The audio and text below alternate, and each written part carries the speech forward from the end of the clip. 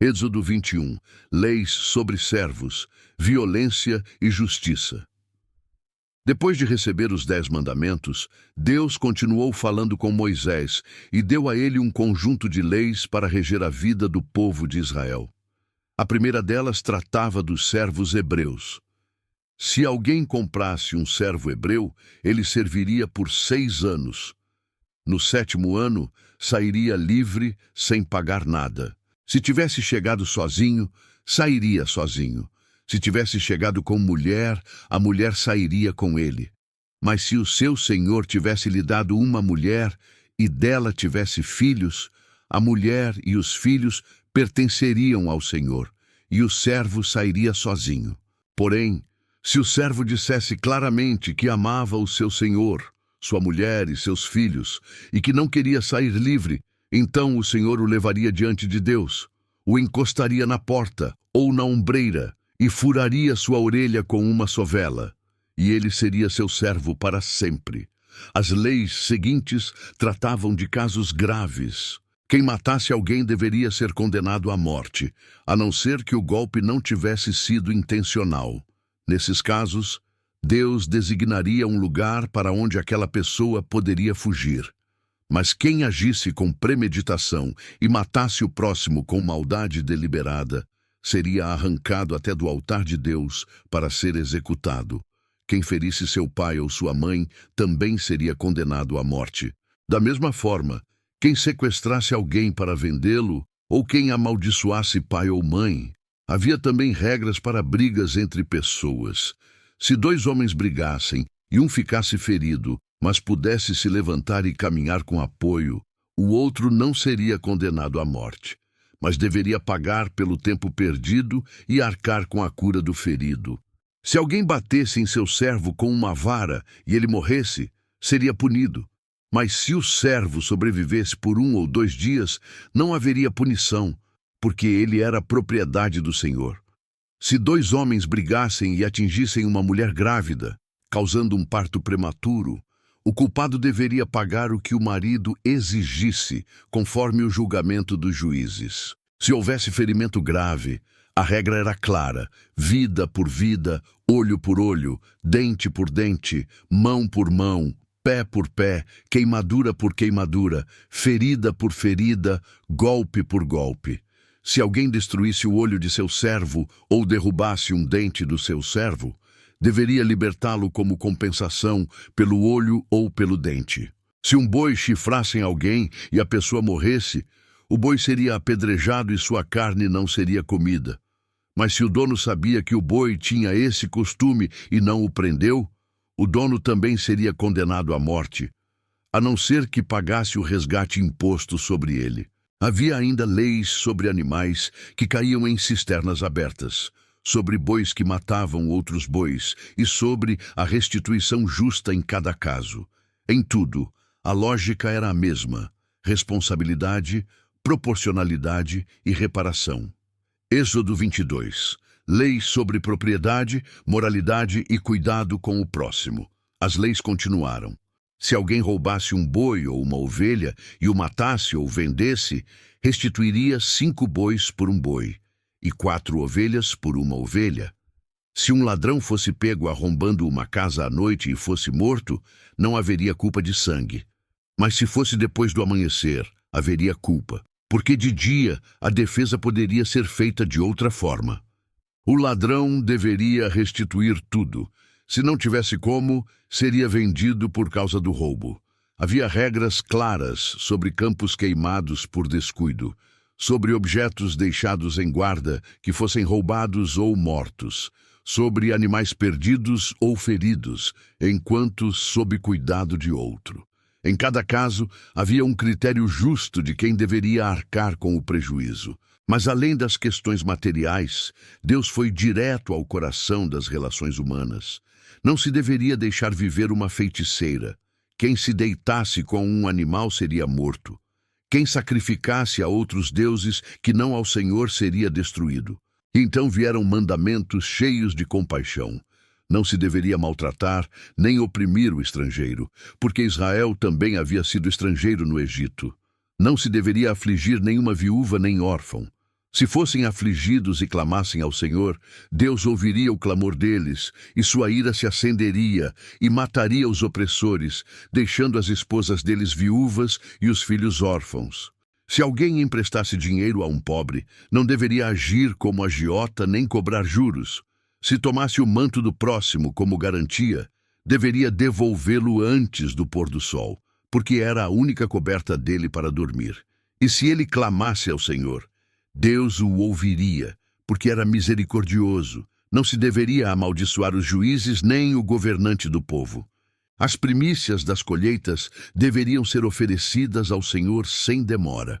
O primogênito dos filhos deveria ser dado a Deus, assim como os primogênitos dos bois e das ovelhas. No 7º dia, os animais de carga deveriam descansar, e os estrangeiros e escravos também. Israel deveria ser um povo santo. Por isso, não deveria comer carne de animal dilacerado no campo. Isso seria jogado aos cães. Êxodo 23. Justiça, festas sagradas e a promessa da terra. Deus continuou com mandamentos sobre a vida em comunidade. Não se deveria espalhar boatos falsos. Não se deveria unir a mão ao ímpio para ser testemunha falsa. Não se deveria seguir a maioria para fazer o mal, nem desviar a justiça para favorecer a multidão. Mas também não se deveria favorecer o pobre só por ser pobre em sua causa. Se alguém encontrasse o boi ou o jumento do seu inimigo perdido, deveria levá-lo de volta. Se visse o jumento do seu adversário caído sob a carga, não deveria se afastar, deveria ajudar. Não se deveria perverter a justiça do pobre na sua causa. Não se deveria aceitar suborno, porque o suborno cega os que enxergam e perverte as palavras dos justos. Não se deveria oprimir o estrangeiro. Israel conhecia bem o que era ser estrangeiro, pois tinha vivido isso no Egito. Sobre a terra, por 6 anos, a terra seria semeada e sua produção recolhida. No 7º ano, ela seria deixada em descanso. O que brotasse por si mesmo seria comida pelos pobres, e o que restasse pelos animais do campo. O mesmo com as vinhas e oliveiras. Sobre o trabalho, 6 dias se trabalharia, e no 7º dia se descansaria, para que o boi, o jumento, o escravo e o estrangeiro pudessem recuperar as forças. 3 vezes no ano todo homem de Israel deveria celebrar festas ao Senhor, a festa dos pães asmos. Por 7 dias comeriam pão sem fermento, como Deus havia ordenado, no tempo do mês de Abibe, quando Israel saiu do Egito. A festa da colheita, com as primícias dos frutos do trabalho na terra. A festa da colheita no fim do ano, quando recolhessem o fruto do trabalho do campo. 3 vezes no ano todo o homem de Israel apareceria diante do Senhor. Não se deveria oferecer o sangue do sacrifício com pão fermentado. A gordura da festa não deveria ficar até a manhã seguinte. As primícias da terra deveriam ser levadas à casa do Senhor. Não se deveria cozer um cabrito no leite de sua mãe. Então, Deus fez uma promessa poderosa. Enviaria um anjo à frente de Israel para guardá-los no caminho e introduzi-los na terra que havia preparado. Deveriam obedecê-lo e não rebelar contra ele, porque ele não perdoaria a transgressão, pois o nome de Deus estava nele. Se Israel obedecesse e fizesse tudo o que Deus ordenasse, ele seria inimigo dos inimigos de Israel e adversário dos seus adversários. O anjo iria à frente e introduziria Israel na terra dos amorreus, hititas, ferezeus, cananeus, heveus e jebuseus, e Deus os destruiria. Israel não deveria se curvar aos deuses dessas nações, nem servi-los, nem imitar suas práticas. Deveria destruí-los completamente e derrubar seus ídolos.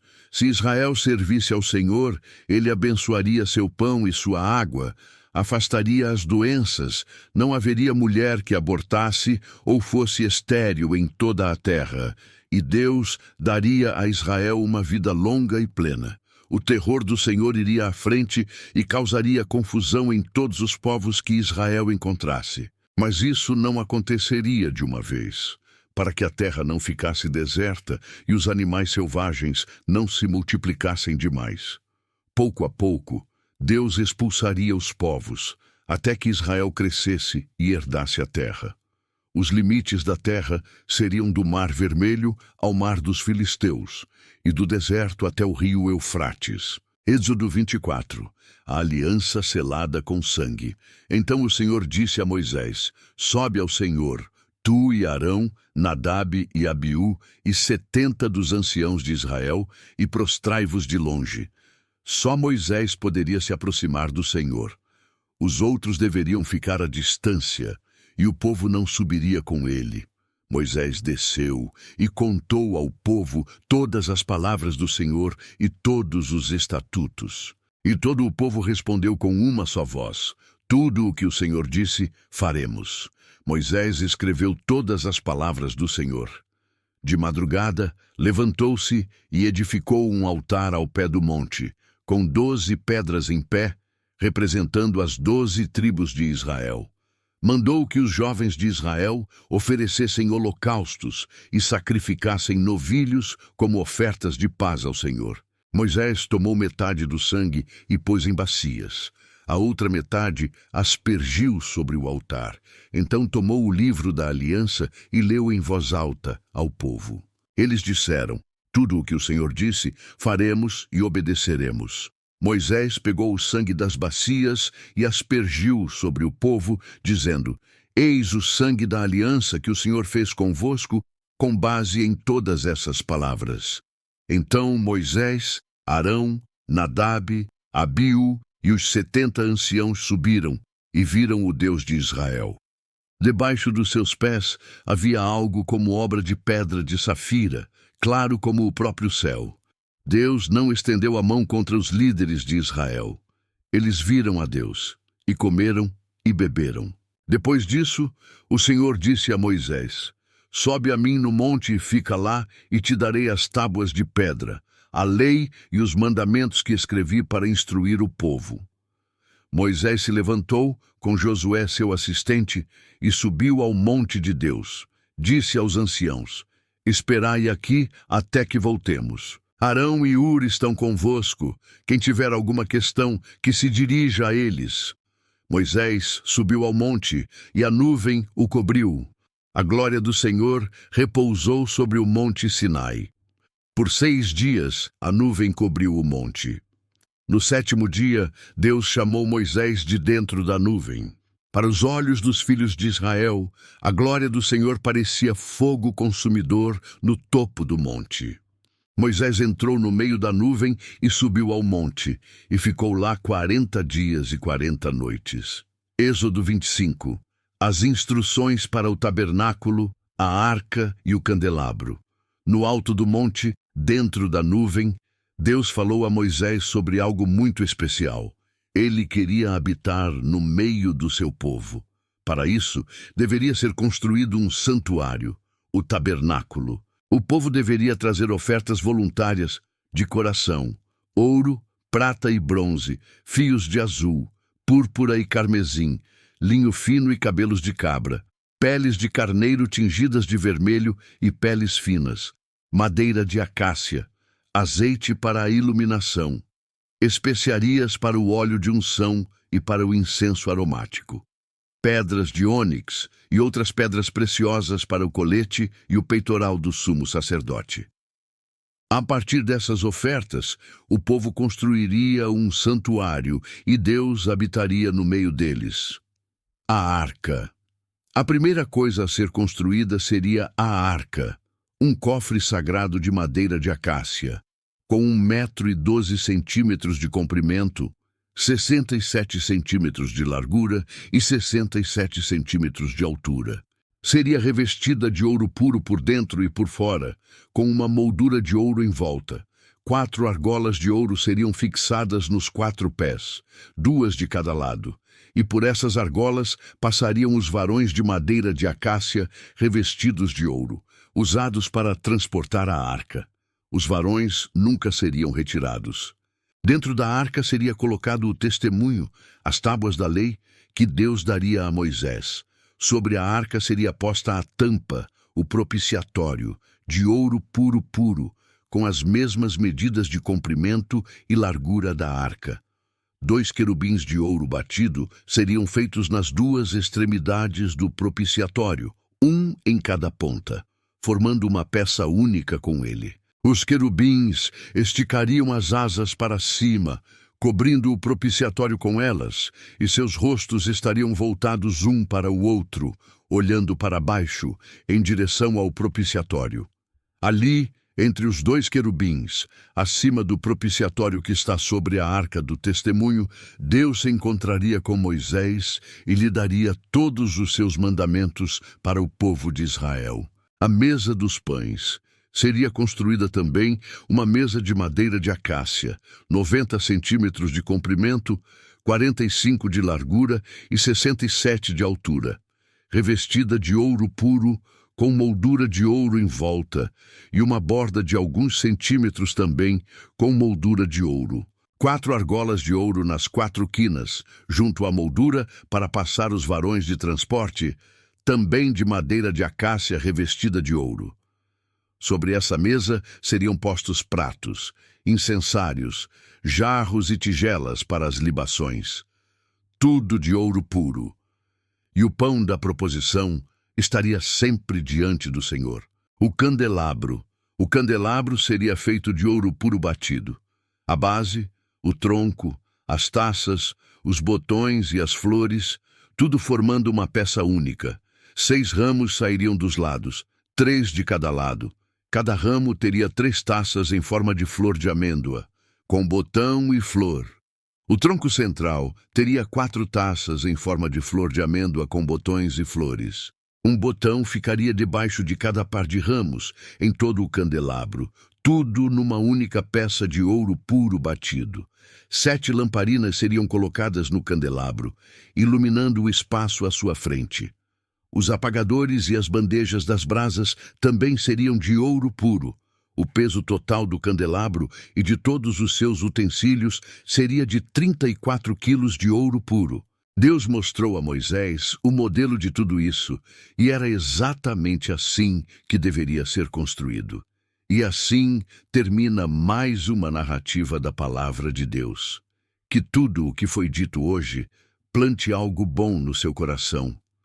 Gostou do vídeo? Então se inscreva no canal para não perder o próximo. Aqui a gente mergulha juntos na Bíblia de um jeito simples, verdadeiro e que transforma. Ativa o sininho para receber uma notificação quando o próximo vídeo sair. Que Deus abençoe a sua vida, a sua família e tudo o que você colocar à mão. Até a próxima.